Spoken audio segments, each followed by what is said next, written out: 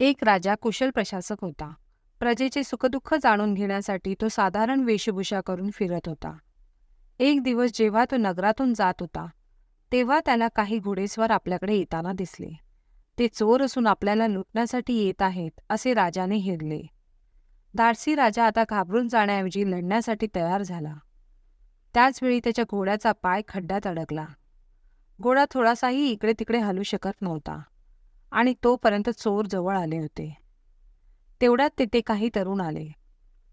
परिस्थिती ओळखून त्यांनी चोरांवर प्रतिहल्ला केला व चोरांना हाकलून लावले. राजा यामुळे खुश झाला. त्याने त्या तरुणांना आपली ओळख सांगितली व बक्षीस म्हणून काही ना काही मागण्यास सांगितले. एका तरुणाने धन मागितले, दुसऱ्याने घर, तिसऱ्याने शेती, चौथ्याने सरपंचपद मागितले, पाचव्याने गावापर्यंत रस्ता बनवून मागितला आणि सहाव्याने म्हटले, महाराज, मला काही देण्यापेक्षा तुम्हीच माझ्या घराचा पाहुणचार स्वीकारण्यासाठी माझ्या घरी वर्षातून 2 वेळा यावे. राजाने सर्वांच्या इच्छा पूर्ण केल्या व सहाव्या तरुणाला घरी येण्याचे वचन दिले. राजा त्याच्या घरी गेला तेव्हा त्याचे घर खूप जीर्ण झाले होते. राजाला ते पाहवले नाही. ते त्याने बांधून देण्याची आज्ञा केली.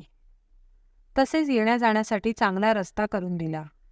राजा हा पाहुणा म्हणून येत असल्याने त्याच्या गावातील सन्मान वाढला, प्रतिष्ठा वाढली. राजाच्या जवळचा असल्याने राजदरबारी त्याचे म्हणणे मांडता येऊ लागले.